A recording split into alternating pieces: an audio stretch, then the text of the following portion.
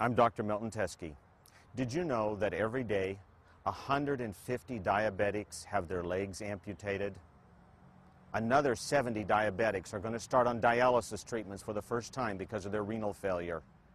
There are nearly 17 million diabetics in the United States, over 200 million diabetics worldwide, with nothing to look forward to but amputations, dialysis, pneumonias, impotence, retinopathy, blindness, neuropathy, heart attacks, and strokes. I'm a board-certified emergency physician and work on a regular basis in a busy emergency department. And there I get a chance to meet many diabetics on a regular basis. But I'm also a lecturer with Weimar Institute's New Start Lifestyle program, and there is good news for diabetics. You don't have to continue on this road to these complications. Diabetes is a reversible, very treatable condition. And by the time you finish this tape, you will understand the simple things you can do to walk away from these disease processes with all of these awful complications.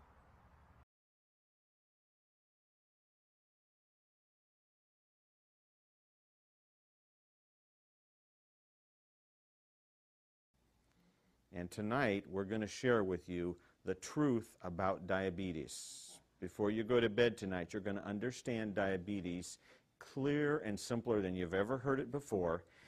And understanding diabetes in that way is going to allow you to actually make sense of so many other things that we do here. And everything we're telling you about what to eat and what you can eat and shouldn't eat and the exercise and all of these things is going to come together. We're going to summarize it in 2 sentences we're going to give you through the program here tonight. But we're going to start right at the very beginning. Everybody knows diabetes has to do with what? Sugar. Yeah, your sugar. And the problem with diabetes is what? The sugar's too high. And we're going to put right here in the middle of our picture right here, this is our sugar. Now when sugar is circulating through the bloodstream, what do we call it? Yeah, this is glucose. Blood sugar. Every time you're diabetics, if you prick your finger and get that little drop of blood out and stick it on the machine, you're measuring, how many molecules of glucose was in that drop of blood, so you know how high or low your sugar was. Now, we take in sugar in all kinds of forms. We take in glucose and sucrose and lactose and maltose. We take in starches, big, complex carbohydrates. But all of them, we break them down, and in the body, we're going to use them as glucose. And what do we use glucose for in the body? Why do we need it? Energy, yeah. Glucose is the energy that we run on. It's the fuel. It's what allows us to keep going. Now, we're going to, in our diagram here, put a great big cell. Cells, of course, are a lot bigger than glucose. This is just the edge of a huge, giant cell. And in this cell, we call it a mitochondria. This is where the sugar is going to go. This is where we're going to get the energy out of it. Because here, we're going to take this apart molecule by molecule to get the energy out of it to allow us to go ahead and do what the body needs. What does it do with the energy? Like it moves the muscles contract, goes down to the liver, big complex chemical factory, takes all kinds of energy to do those various chemical reactions to build the various things your body needs. It all takes energy input. What about your brain? Yeah, it takes a tremendous, we're using energy for every single neuron that's firing in there, every thought you think. They've done some studies, the Russians did these, on chess players. You know how much energy, they measured caloric energy consumption in the brain while they're concentrating on a chess tournament. I mean, now they're very serious about they're figuring move after move after move, and if he does this, I'll do that, and following every possible combination of what could, intense amount of mental effort. And it's about the same caloric consumption as jogging. They're actually they're like jogging and the amount of calories they're burning with that type of thinking. Now, most of us aren't thinking that intensely, and so we need to do some jogging. And, of course, there's a lot of other things that exercise does for the body. But those are the type of things that energy is used for in the body, and it all comes from right here. Now, we mentioned it comes as carbohydrates. We often use a simple abbreviation, CHO, for carbohydrate. Stands for carbon, hydrogen, oxygen. That's how you make a carbohydrate. You've got these carbons arranged here in a ring, and then on those you add hydrogen and oxygen all the way around. And in these molecule bonds is a tremendous amount of energy stored. Where did the energy come from? From sunlight. Yeah, sunlight shines, and every single plant has got leaves. And these leaves are big solar collectors. They're taking that sunlight and they're storing it in chemical bonds, particularly the chemical bonds of carbohydrates. And so here we've got a glucose molecule. It's got all of this sunlight energy stored in these chemical bonds. Now we're going to take that.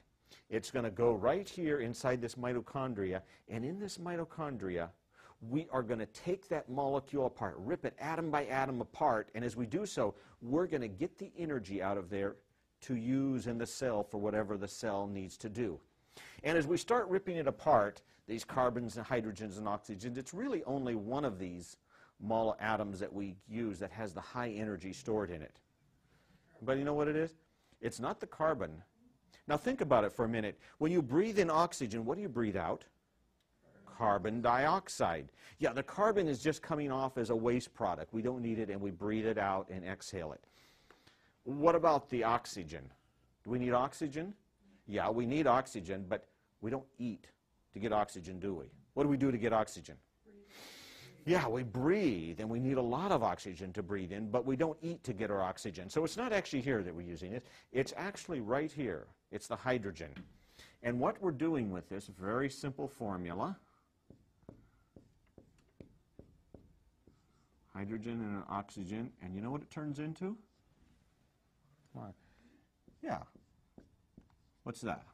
Water. Yeah, H2O is water. So we did all of this just to make water? No. Where do we get our water from? We drink water, yes, and I'm sure we've been talking to you about drinking enough water and how many glasses and when to drink it and all these things. We don't eat to get our water, we drink to get our water. The purpose of this reaction is not to get water. This particular reaction releases a tremendous amount of energy.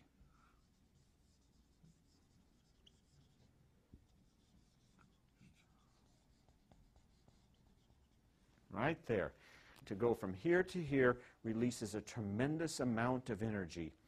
A very famous piece of newsreel footage that you might have seen, the von Hindenburg. In the years right before World War II, the Germans became especially proficient at building these large airships, called them blimps or dirigibles. And it was just totally changing transatlantic travel from the steamships now to these large airships that just float silently and smoothly through the air, back and forth across the Atlantic. It was a tremendous thing. Everyone was excited about it. One day, as they were setting down in New York, something happened to the von Hindenburg, and I'm sure you've probably seen that very famous piece of newsreel footage.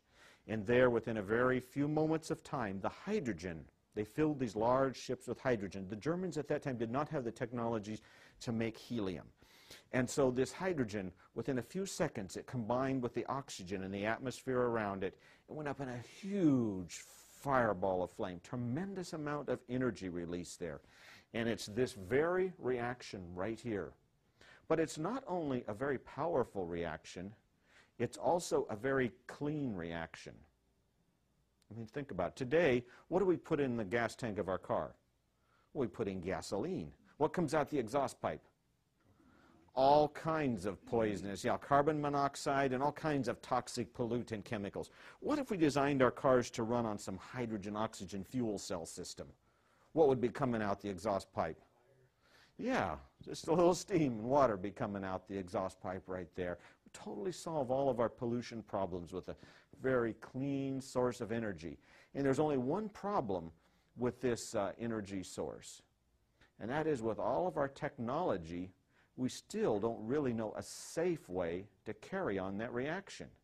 I mean, can you imagine what happened when we have an automobile accident with that type of power available there and we make a collision? Another very famous piece of video footage you may have seen, I'm sure you've seen it over and over on TV, was a Space Shuttle Challenger.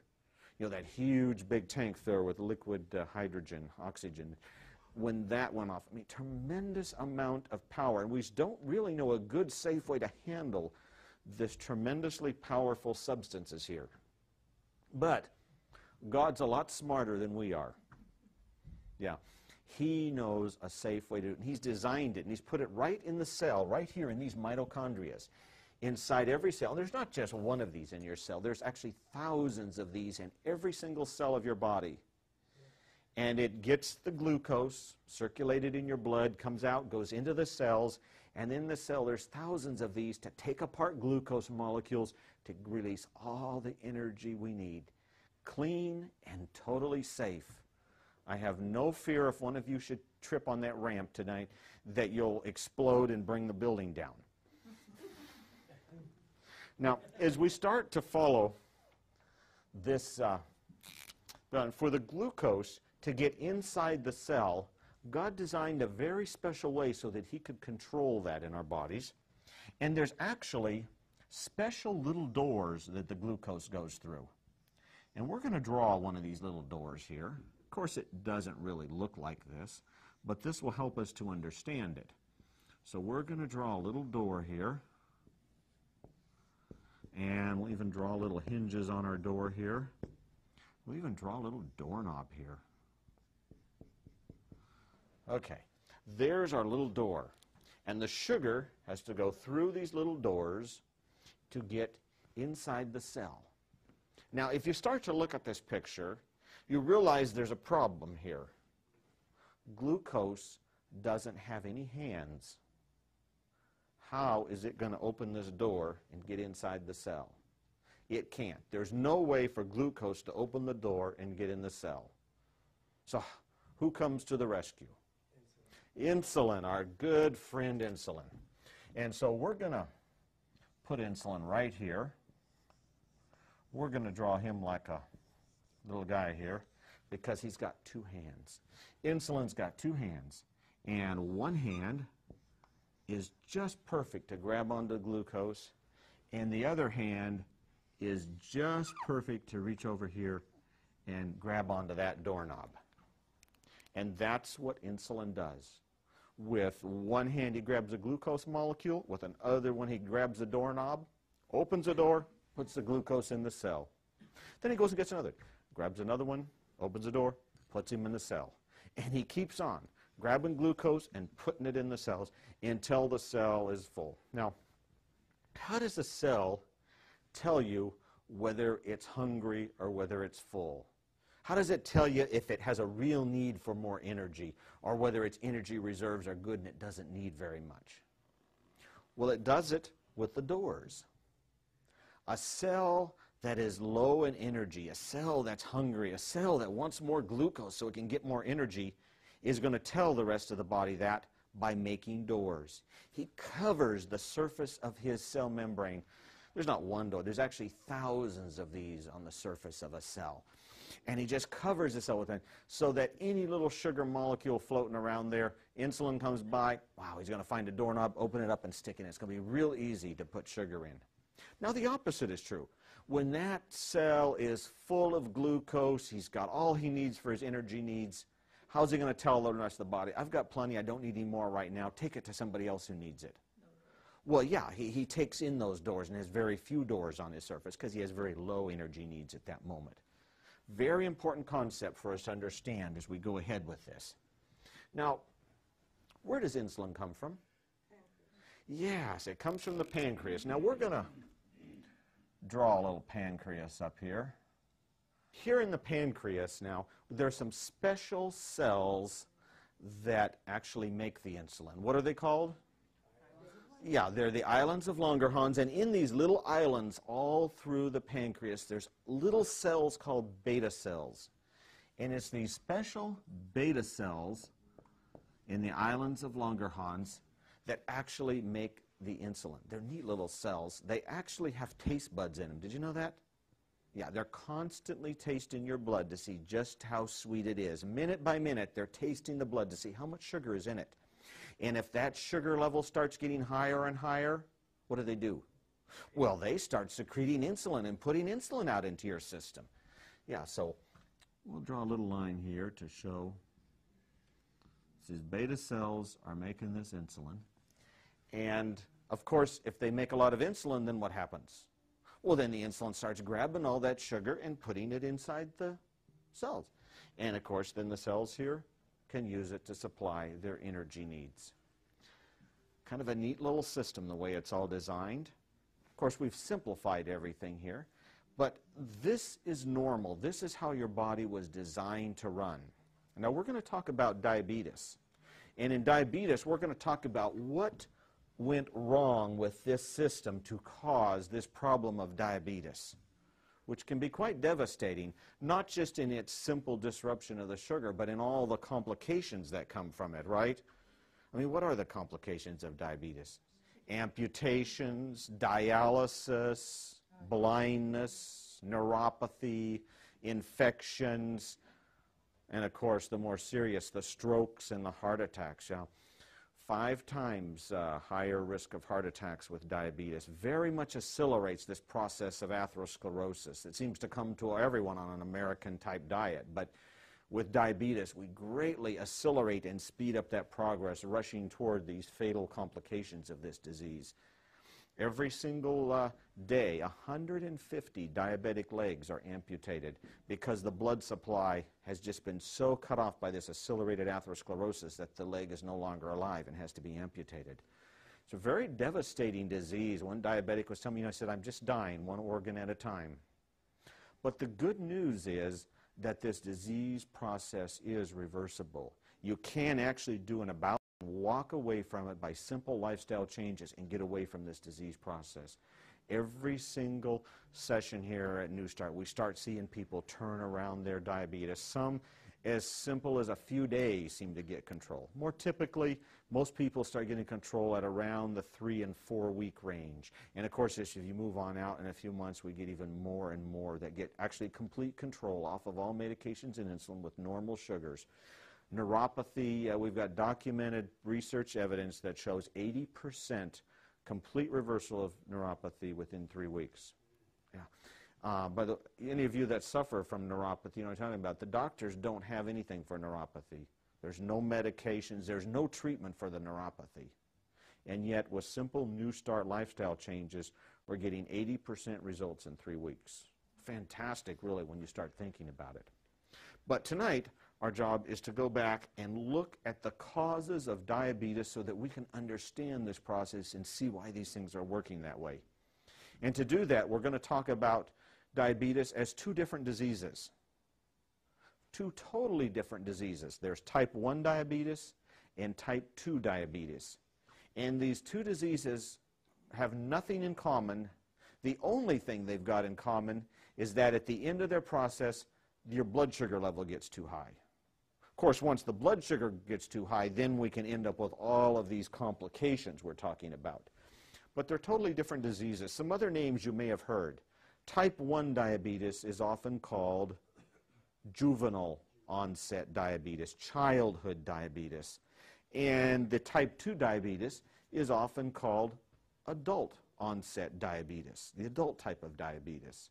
These names aren't real accurate because we have people that are adults that can come down with type 1 diabetes.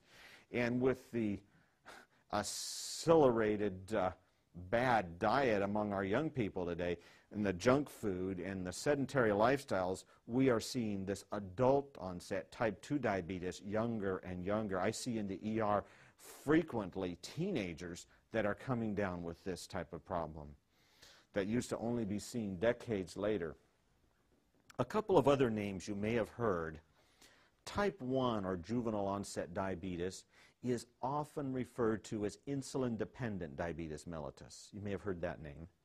The type 2 diabetes is often referred to as non-insulin dependent diabetes mellitus. Again, confusing names because these type 2 diabetics often end up on insulin. Did they turn into type 1? No.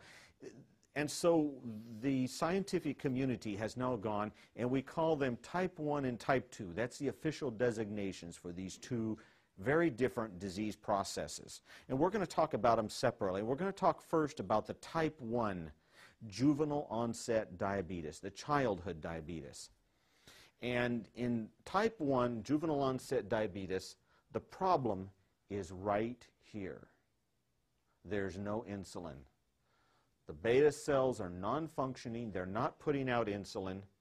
Now just let's think about it for a minute. If we've got no insulin here, what's going to be happening? Now we eat a meal, we digest it, we get glucose in the bloodstream, right? But now we're not putting out any insulin. Can the glucose get inside the cells? Are these cells getting hungry? Yeah, these cells are starving to death. They're starving to death in a sea of sugar, and they can't get it in. And as this sugar backs up and builds up in the bloodstream, eventually the body's got to get rid of it, right? Where does it get rid of it? Well, it wants to get rid of it through the kidneys and the urine, but of course that takes water. You can't just, get rid of pure crystalline CNH cane sugar. No, it's got to be washed out in solution, and it takes a lot of water, and we end up dehydrating the body, trying to wash all this extra sugar out of it. And as we get dehydrated, what do we start doing? We get very thirsty. And what are the signs of diabetes? Yeah, they're just drinking lots of water and passing lots of urine. And of course, we go down and do a test, and we find out they're a diabetic. Of course, it can progress and become more serious than that. If this cell is over here is starving to death, now it's going to be flexible. It's not just going to say, well, I've got no sugar, I'm going to curl up and die. What's it going to do? Well, it's going to start looking at alternative sources to supply the energy it needs. Imagine, for an example, the wood stove over here, that this is the only way we have of surviving this room. We're in the middle of a blizzard. It's freezing cold, way below zero, and the firewood to put in this is the only way we've got to stay warm and keep from freezing to death. Now, imagine we ran out of firewood, and we've got no firewood to put in the stove. What can we do to stay alive? What could we do here? Well, we could bust up the frame on this right here and burn it. That's wood, isn't it? We could start peeling down some of the parts of the building here, breaking down the frame, burning that. The piano here, we could start busting that up and burning it. It's pretty expensive fuel, though, isn't it? We're really, it's not the ideal way if we start tearing up the body system like that to supply the energy. But we could do that if we had to. And that's what's happening in the type 1 diabetic. Beyond those sources of wood, what else could we burn here? These cushions on the chairs here? Yeah, they would probably burn. We could start burning those. We could rip up this carpet. It would probably burn. Of course, we're going to start getting some problems now, aren't we? What happens when you start putting that kind of stuff in your wood stove? Yes, we start getting toxic fumes. As an ER doc, I can tell you some of these plastics and foams give off cyanide and all other kinds of very toxic chemicals. Well, in the body, we end up with some of the same kind of problems. And as we start burning alternative fuels here and things that weren't meant to be burned for fuel in ways they weren't meant to be burned, we start releasing toxic waste products. And they can start building up in the body. One of the most prominent is ketones.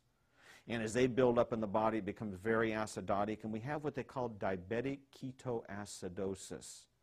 Yeah, that's a very serious complication for type 1 diabetics. And as they get this diabetic ketoacidosis, and these things are building up, eventually we'd get to the point where the whole body would shut down. And this was before we had insulin. This was a fatal disease. People, children that got this didn't survive. Now, today, of course, we can go to the ER, and of course, we're going to give them some insulin, as well as IV fluids for their hydration, some medicine to stop the vomiting, and some things to correct the electrolyte disturbances. The main thing is we're going to give them some insulin so we can correct this problem so they can start putting sugar back in the cells and running everything normally. Now, before we go on any farther, let's take a look at this a little bit further. What happened up here? Malfunction. Yeah, the beta cells, they're dead and gone. They're not putting out insulin. But the question is, what happened to them? Who killed the beta cells?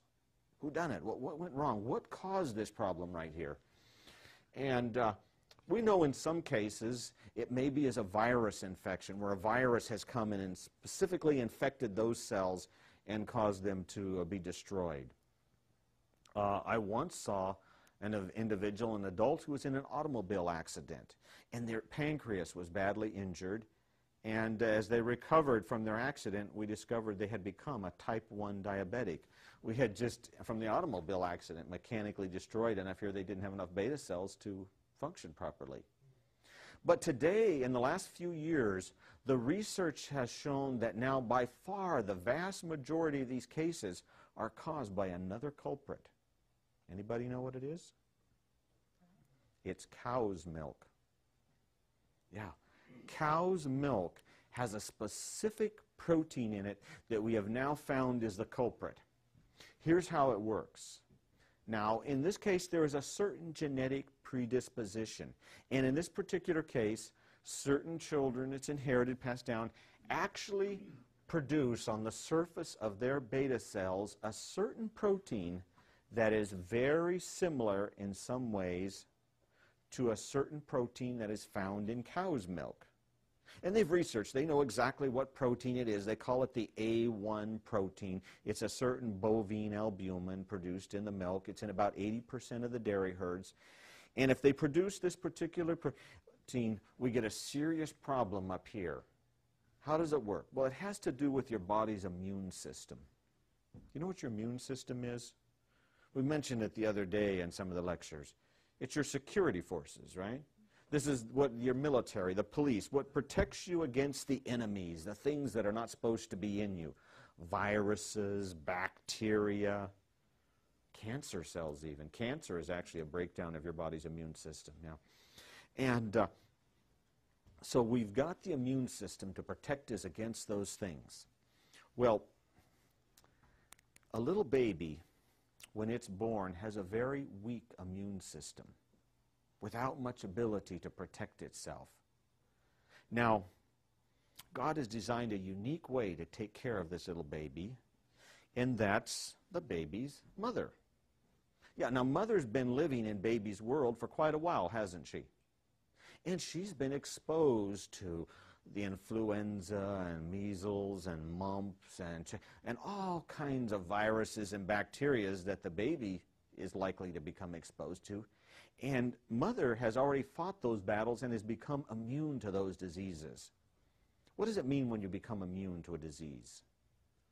Well, you've been infected with it, and your body has recognized that as the enemy, and it's made special antibodies to attack that and destroy that particular virus or bacteria, right? These antibodies are actually special proteins, and these special proteins are specifically targeted for that one particular virus. And so in the future now, if mother is exposed to that virus again, what happens? The very first virus she might breathe in as she's, out traveling around, what happens to it?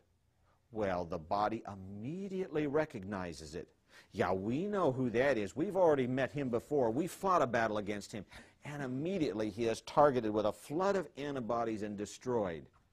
Mother doesn't even know she was exposed to it. There was one virus and we killed it and it's gone. And so we would say she's immune to it. She's around people with chickenpox. She never gets chickenpox again.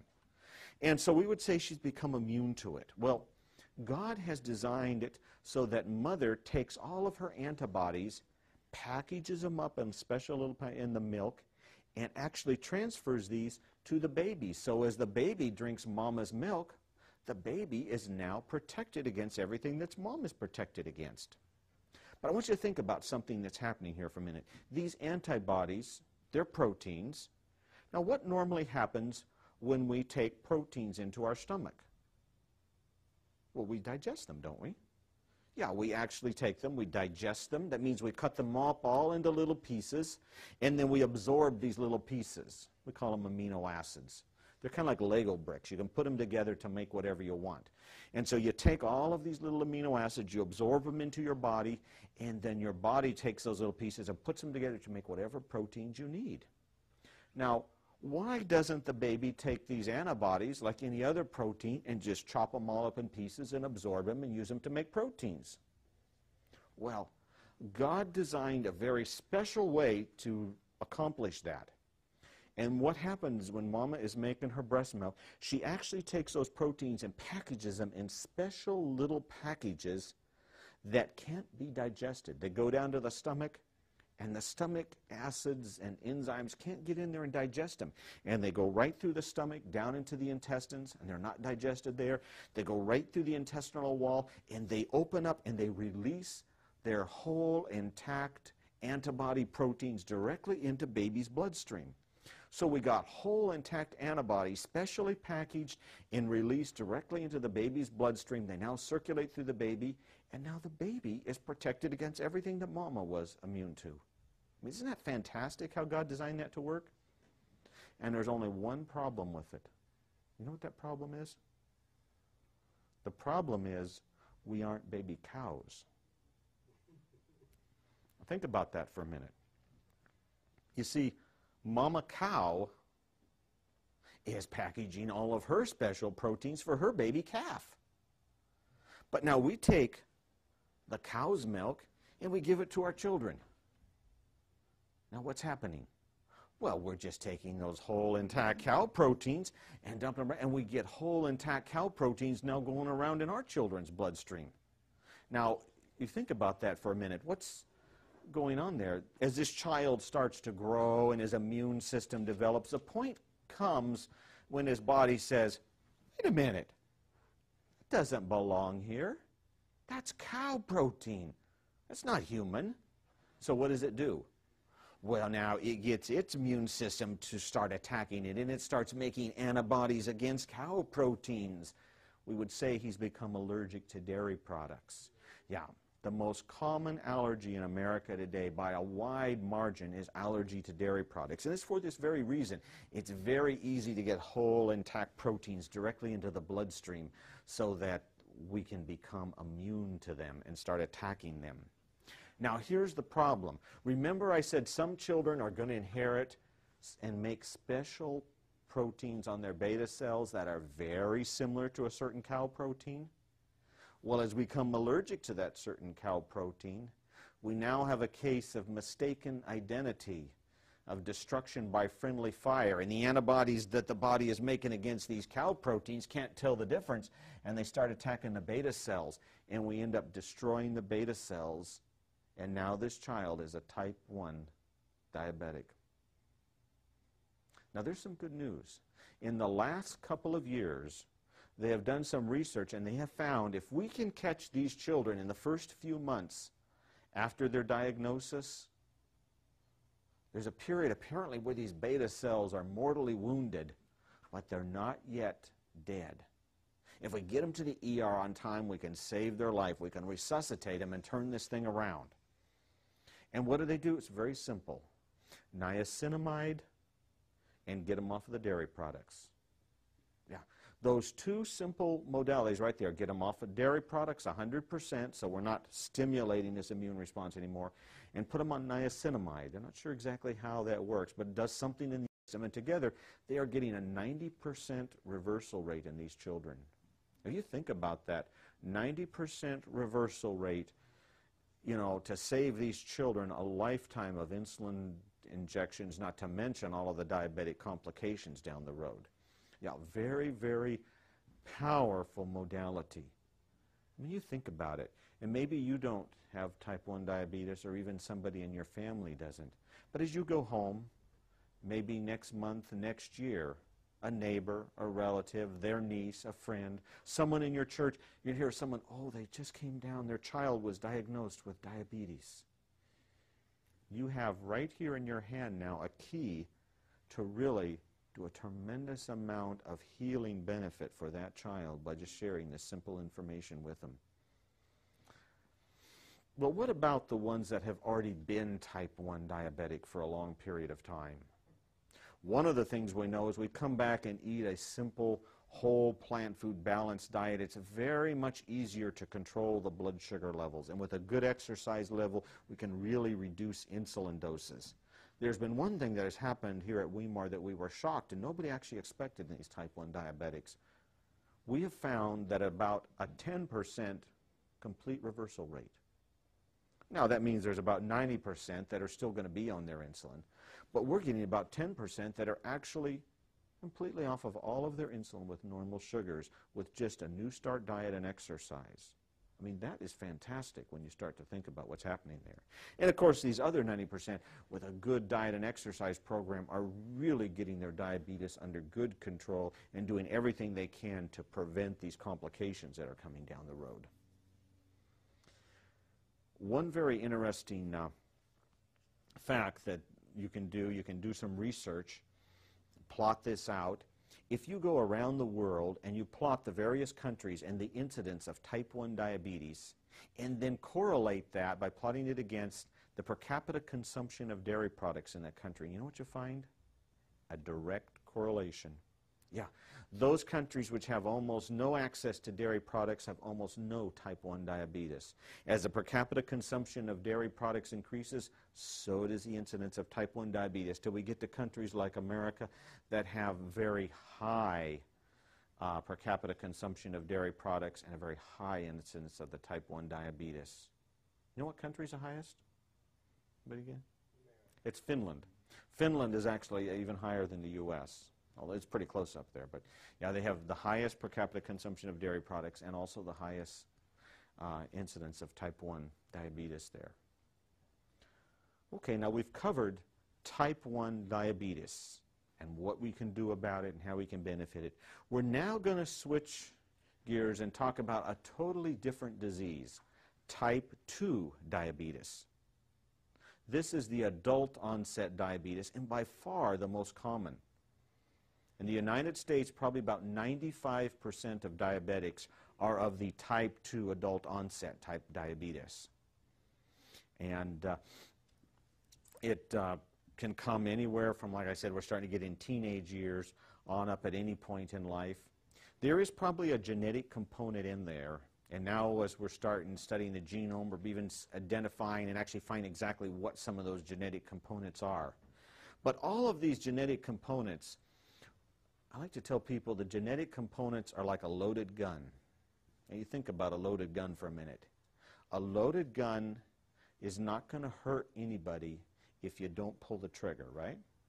Yeah, if you just leave it sitting there on the table and you don't touch it and don't pull the trigger, nobody gets hurt. Of course, now, if you reach over there and pull the trigger, then you can get hurt with it. You know, some people might say, well, you know, look, my neighbor down the street, he doesn't eat right, he doesn't exercise. Why didn't he get diabetes? How come I did? Well, we're all made differently. He may not have the same loaded gun sitting on his table that you did. But regardless of what loaded guns you've got sitting there, by controlling the lifestyle, we can stay away from pulling the trigger. And of course, the good news is, even if that trigger's been pulled and we've come down with adult diabetes, we can actually do an about-face by changing the lifestyle and moving on. Type 2 diabetes is a lifestyle disease, like hypertension is a lifestyle disease, and atherosclerosis and arthritis. These diseases which seem to be the major cause of disability in the United States. And when we talk about a lifestyle disease, we mean it's a disease that is brought on and caused by the lifestyle we live here in Western culture.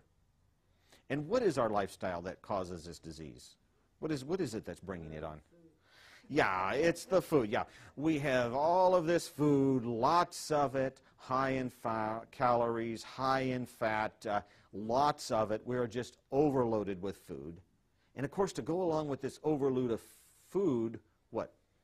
We've got a very sedentary lifestyle. Yeah, we're not exercising, walking, working. Most of us, we drive, we use machine, we sit in the car, we do everything at home, we sit on the couch. We've got a very sedentary lifestyle where we do very little physical exercise. And you put those two together, and we've got this process we call type 2 diabetes coming on us. One of the factors has to do particularly with this calorie overload of diet.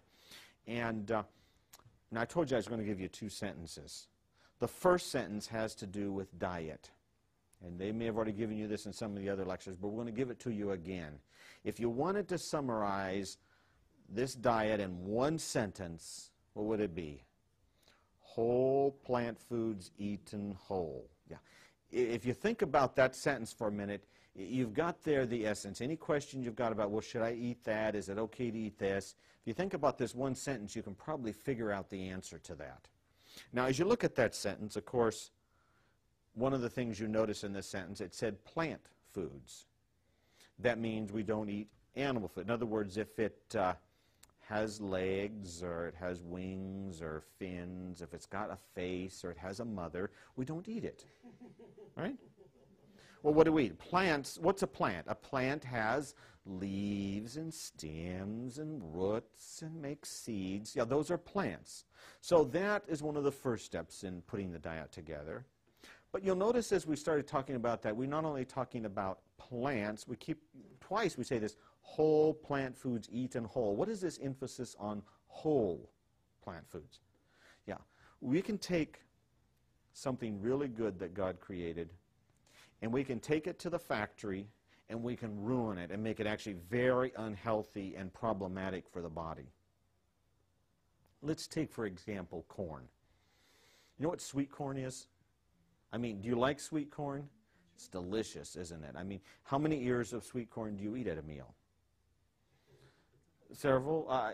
You know, at our table, when we've sweet corn's in season, I mean, there's a huge pile of corn cobs on the table by the end of the meal.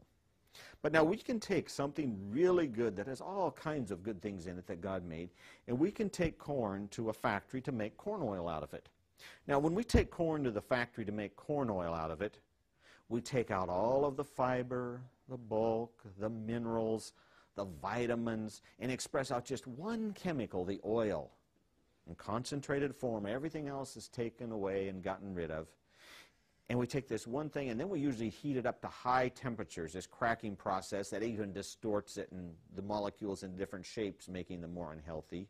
And of course, it's exposed to oxygen, so we're getting oxygen-free radical damage on the oil. And then we take this one chemical and put it back into the body in excess. When I say excess, you know how many years of corn it takes to make 1 tablespoon of oil? Anybody know? It takes about 15 years of corn to make 1 tablespoon of Mazola corn oil or margarine. Now think about that for a minute. How easy is it to eat a tablespoon of oil or margarine at a meal? I mean 2 or 3, pretty easy, right? Easily. But now you realize you're already up to 45 ears of corn. Now think about that. Did you ever eat 45 ears of corn at a meal? No, with your 3 tablespoons of oil or margarine, we're up to already 45 ears of corn. Do you see how we're getting way more in the body than God ever designed it to handle? Yeah. With this refining of products, that's what's happening. We do the same thing with sugar. Do you know how many feet of sugar cane it takes to make 1 candy bar? It takes about 30. About 30 feet of sugar cane to make a candy bar. Yeah, it takes about 30 feet of sugar cane to make the candy bar. Now, think about that for a minute. But one time I went down to Jamaica, and I took my daughter, Shelley. She was about 8 years old at the time. She had never seen sugar cane before in her life. And so between some of the meetings, we went down to the local market there, and there was a guy selling sugar cane. So we bought a piece of sugar cane. And he takes his big old machete knife, and he cuts the outside off of that nice white in the middle, and she bit into that. Wow, you should have seen her face light up. That was good, sweet stuff. Oh, she was loving that, chewing away on that sugar cane. For about half an hour, she was just chewing away on that sugar cane. But about a half an hour later, I noticed she had put it down. And I said, well, are you done already? Oh, yeah, I'm done. I mean, how much sugar cane can you eat at a time, right? How long would it take you to eat 30 feet of sugar cane? If you worked on it every single day, how long would it take you? I mean, at least a month. You know, how long does it take to eat a candy bar or 2 candy bars? Yeah, you see how we're getting way more sugar? And, of course, not to mention, again, all of the vitamins and minerals and fiber and everything that's been taken out of it. So this is part of the problem with the typical American diet, is these high amount of refined products, concentrating the calories, putting a tremendous load on our system that was never designed to be there in nature. Now, let's just take a minute and try to see how does this particular problem cause diabetes here. And just imagine, for illustration right here, you've had a great big meal in the evening, all kinds of rich, high-calorie foods. And after supper, what do?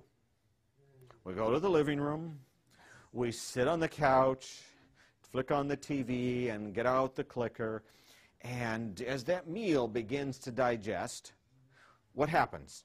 Well, we start putting a load of glucose, among other things, into the bloodstream, right? And as that blood sugar rises, the pancreas puts out its insulin.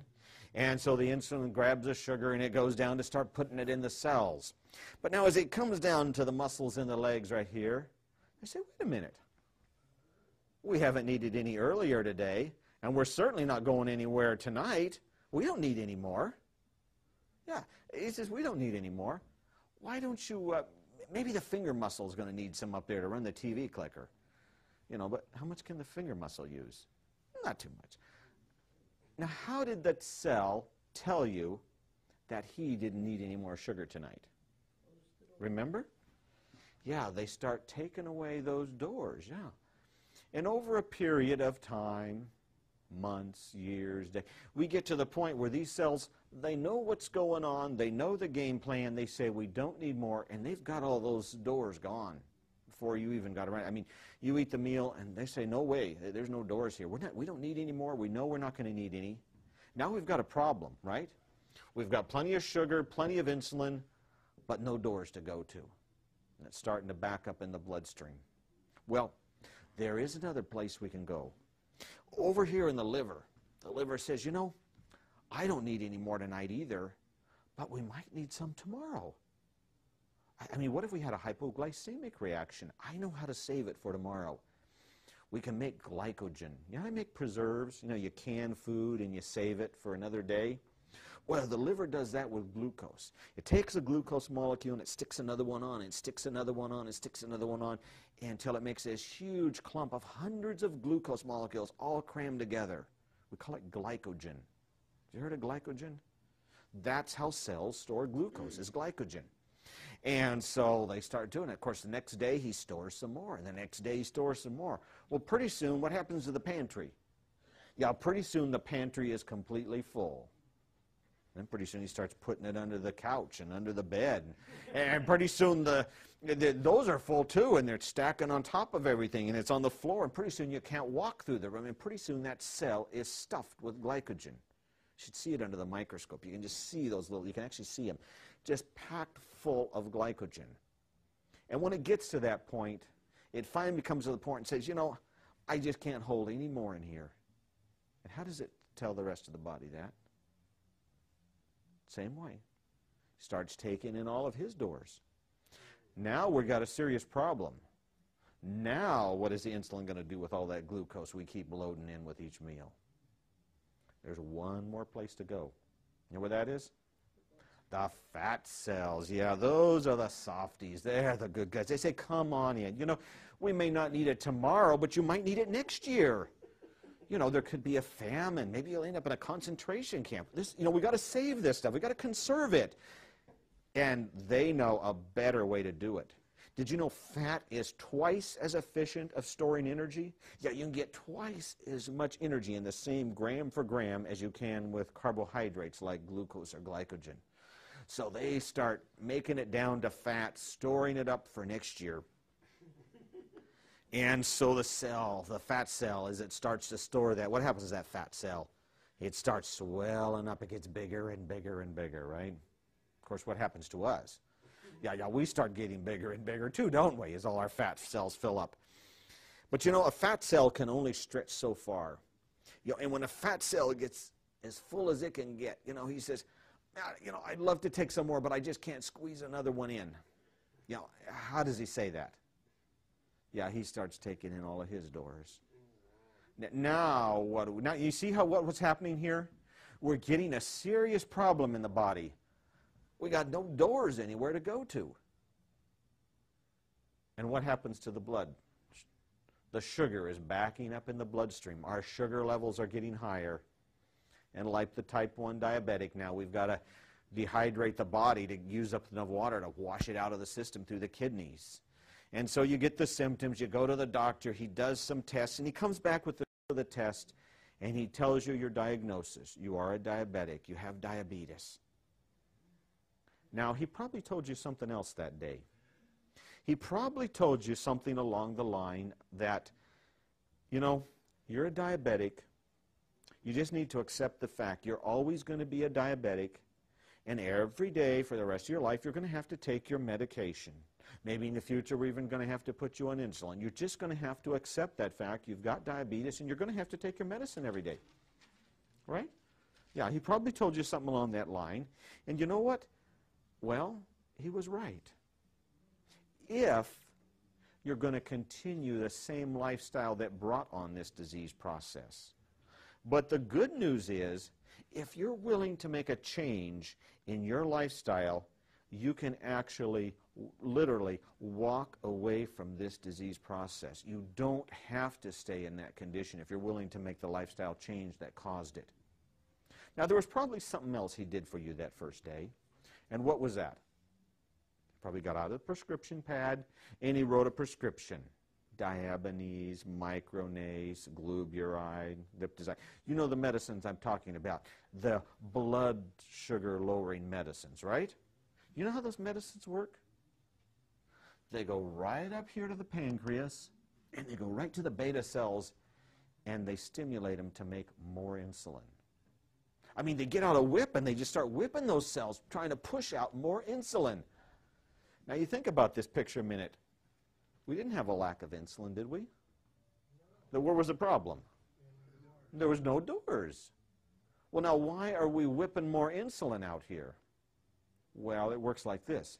If you get enough insulin running around, you can find the last few doors on these cells that they hadn't pulled in yet, and you can start stuffing more sugar through those doors. And so we can get our sugar level back down to normal by stuffing some extra sugar in these doors the cells didn't realize they had left out there. And that works for a while. But what does the cell say? Wait a minute, I didn't expect all this sugar to come in here. And so what does he do? Why, let's get those last doors out of here so that we don't get any more too much sugar in here. You know, and so what does the doctor do? Well, we need to increase your medicine. Yeah, we got to up your medicine. And so we whip some more insulin out. And boy, we get this insulin running around looking for every single last door. You know, and the cell is saying, no way, I don't want any more. And all the insulin says, oh, yes, you do. Take another one. Take another one. And we're just forcing more and more sugar into these cells that are saying, no way, we're full, we don't want any more. I mean, do you see the problem here with this particular approach? Of course, there comes the point where, you know, as high as we can go, we just can't seem to whip enough insulin out to actually keep our sugar levels down, because these cells are just doing everything they can to get those extra doors out of there. And the day finally comes and the doctor says to you something like, you know, I think you've become resistant to your medications.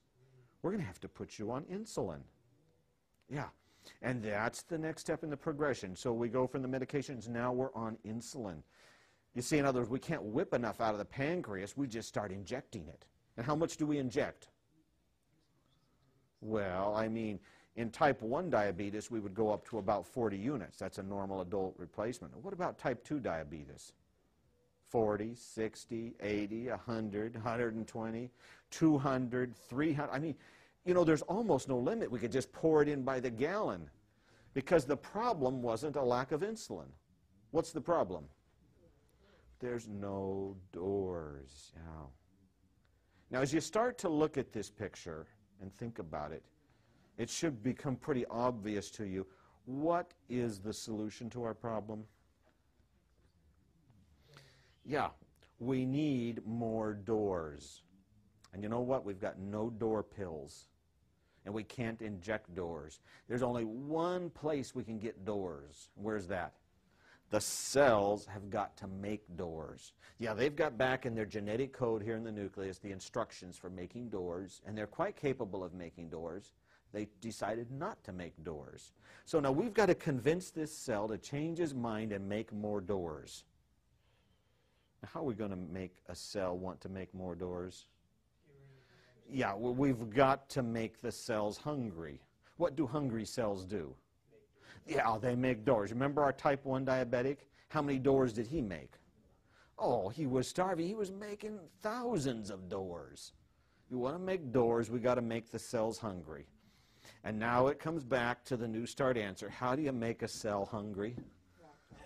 Yeah, walk, walk, walk, walk, walk, walk, walk, walk, walk, walk, walk, walk, walk. Now, you've been here a week. I'm sure you have heard that so much that it's sounding like, you know, some bird. Just walk, walk, walk, walk, walk, walk. Everywhere you go, somebody is telling you walk, walk, walk, walk, walk. They're taking you out walking. And everything is focusing on walking. But can you begin to see in this picture here in diabetes why walk, walk, walk, walk, walking is so important? Yeah, no diet in the world will reverse diabetes without exercise. We've actually got to come back and make those cells hungry by walk, walk, walk, walk, walk, walk, walking. And that's the second sentence, by the way. Walk, walk, walk, walk, walk, walk, walk. That's it. You put those two together, whole plant foods eaten whole, walk, walk, walk, walk, walk, walk, walk, walk, walk, and you have got the key to reversing diabetes right there. Simple, clear. Jesus said, you'll know the truth, and the truth will set you free. Now you know the truth.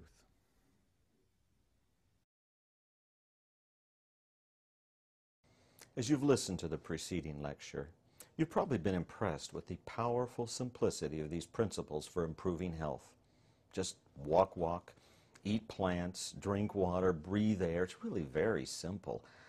No expensive equipment required, no drugs, no supplements to buy. You could do it easily at home. But to achieve really dramatic improvement in your health is going to require some dramatic lifestyle changes. And the culture around us is always not very helpful to that. And you probably have some habits that are deeply ingrained that are going to be hard to break. It'd be nice to have a place where someone could help you do that. Some people would really prefer to do that in a safe environment with physician supervision. Weimar Institute has developed their New Start lifestyle program to provide just such a service for those who would like that help. Located in a beautiful mountain setting with miles of walking trails, clear, fresh air to breathe, and a delicious gourmet cafeteria where you can go for all of your meals. And not only do they cook all the food and provide all the meals for you, but every day there is a cooking class where you will learn how to cook these foods yourself, and a hands-on laboratory where you'll actually practice it so that when you go home you'll know how to prepare these healthy foods that can change your life. It's a very stress-free, restful environment, and hydrotherapy and massage treatments are part of the regular program. But most important of all is going to be that close physician supervision that you're going to receive. A whole team of dedicated Christian physicians, MDs, licensed practicing real doctors, practicing real medicine, are going to be following your progress very closely. An extensive history and physical exam when you arrive, a laboratory examination with all of the various blood tests, as well as they're going to take a carotid artery ultrasound. They're going to look exactly at the thickness of your arteries. A 12-lead electrocardiogram treadmill exam will be an important part of your evaluation here, where they will know exactly how your heart responds to various levels of exercise, so they'll know just how safely you can exercise. Every few days you'll have a repeat follow-up visit with your physician, where they will go over your values, your progress, your medications, and tell you just when to reduce doses on certain medications, when it's safe to drop a certain medication. And there'll be a follow-up EKG, treadmill, and laboratory assessments when you complete the program to document exactly how much progress you have made during the time here. It's an environment where you're going to have the help of an entire medical team to make this transition very safely. I strongly recommend it to you.